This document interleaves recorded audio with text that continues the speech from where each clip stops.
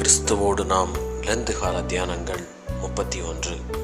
நேற்றைய தினத்திலும் யோனாவை குறித்து நாம் சில காரியங்களை அறிந்தோம். இந்த நாளிலும் நினிவே பட்டண மக்கள் செய்த காரியத்திலும் யோனா செய்த காரியத்திலும் இருந்து 3 காரியங்களை நாம் கற்றுக்கொள்ளலாம்.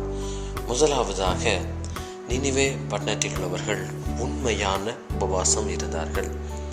இரண்டாவதாக, பழையவைகளை தங்களை விட்டு ஒழித்தனர். மூன்றாவது காரியம், யோனாவுடைய ஐக்கியம் தேவனோடு இன்னும் அதிகமாய் இருக்கவில்லை. தியானம் இந்த நாளிலும் முதலாவது காரியமாக, நினிவே பட்டணத்தார் செய்த உண்மையான உபவாசத்தை நாமும் உணர்ந்தவர்களாய் நம்முடைய வாழ்க்கையில் அனுசரிக்கும் உபவாசத்தை உண்மையாய் நாம் அனுசரிக்க வேண்டும். ஆம், உண்மையான உபவாசம் என்று சொன்னால், நினிவேயில் இருந்த ராஜா முதல் அந்த ஊரில் இருந்த எல்லா மிருக ஜீவன்கள் வரை ரட்டுடுத்தி சாம்பலிலே படுத்திருந்தார்கள் என்று சொல்லி நாம் பார்க்கிறோம். அவர்கள் புசிக்கவும் இல்லை, தண்ணீர் குடிக்கவும் இல்லை. மிருகங்களும் அப்படித்தான், மனிதர்களும் அப்படித்தான். இன்று நம்மில் பல நேரம் உபவாசம் இருக்கிறோம் என்று சொல்லி நம்முடைய முகத்திலே சோர்வு வர வைத்து கொண்டு, வெளி மக்கள் யாரும் கேட்டால் நான் உபவாசம் இருக்கிறேன் என்று சொல்லி அதை நாம் கூறுகிறோம். நாம் உபவாசம் இருக்கும் பொழுது முக வாடலாய் இருக்கக்கூடாது என்று சொல்லி வேதாகமத்திலே வசனம் இருக்கிறது. நாம் உண்மையாய் உபவாசம் இருந்தால் நம்முடைய சரீரத்தை ஒடுக்கி கீழ்ப்படுத்தி பிறருக்கு நாம் உதவி செய்ய வேண்டும். நம்மில் விட எளிமையாய் இருப்பவர்களுக்கு, தாழ்ந்தவர்களுக்கு, கஷ்டப்படுகிறவர்களுக்கு நாம் உதவி செய்து தேவ நாமத்தை மகிமைப்படுத்தி நம்முடைய சரீரத்தை ஒடுக்கி கீழ்ப்படுத்த வேண்டும். இரண்டாவதாக, பழையவைகள் ஒழிந்து போயின என்று சொல்லி நாம் பார்க்கிறோம். நினிவேயில் இருந்த அனைத்து மனிதர்களும் மிருக ஜீவன்களும் தங்களுடைய கொடுமையை எல்லாவற்றையும் விட்டு திரும்ப கடவர்கள், தேவனை நோக்கி சத்தமாய் கூப்பிட கடவர்கள், தம் தம் பொல்லாத வழியை விட்டு திரும்ப கடவர்கள் என்று சொல்லி கட்டளை பிறப்பிக்கப்பட்டது. ஆம், நாம் தேவனை நோக்கி ஜெபிக்கும் பொழுது நம்முடைய பழைய காரியங்கள் எல்லாவற்றையும் நாம் ஒழித்து விட வேண்டும். நாம் கிறிஸ்துவுக்குள் இருந்தால் புது சிருஷ்டியாய் இருக்கிறோம்.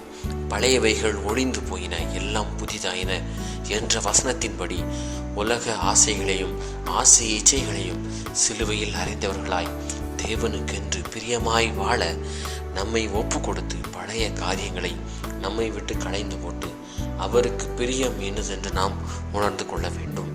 மூன்றாவதாக, யோனா தேவனோடு ஐக்கியமாய் முற்றிலுமாய் இருக்கவில்லை. காரணம், அவருக்கு பிரியமானது நடக்கவில்லை என்று சொல்லி நினிவே பட்டணத்தார் மீது தேவன் தண்டனை வழங்கவில்லை என்று சொல்லி நான் சாவது நலமாயிருக்கும் என்று கூறினார். இன்று நம்மில் பலரும் சில நேரங்களில் நாம் ஜெபித்த காரியங்கள் கிடைக்கவில்லை என்று சொன்னால் தேவனுக்கு விரோதமாய் முறுமுறுக்கிறோம், தேவனுக்கு விரோதமாய் பேசுகிறோம்.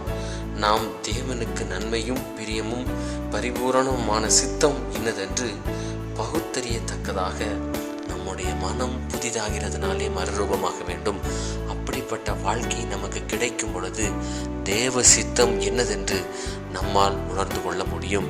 அதற்கேற்றாற்போல் நம்முடைய வாழ்க்கையை நாம் மாற்றிக்கொள்ள முடியும். நம்முடைய சித்தத்தின்படி நாம் வேண்டுதல் செய்யும் பொழுது அந்த வேண்டுதல் கேட்கப்படாது.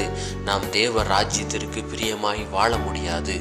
உலக ஆசைகளையும் அந்த இச்சைகளின்படி நாம் நடந்து வேண்டுதல் செய்தோம் என்று சொன்னால் அந்த வேண்டுதல் தேவனுக்கு பிரியமாய் இருக்காது, தேவனுக்கு உகந்ததாய் இருக்காது. எனவே இந்த நாளிலிருந்து தேவனுடைய சித்தம் என்னதென்று பரிபூரணமாய் உணர்ந்து நாம் அவரோடே ஐக்கியப்படுவோம்.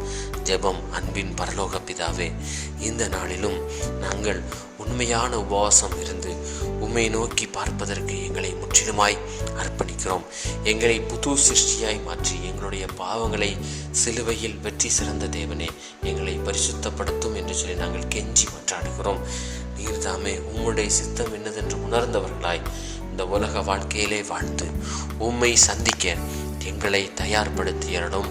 பிதா, குமாரன், பரிசுத்த ஆவியின் நாமத்தினாலே ஆமேன்.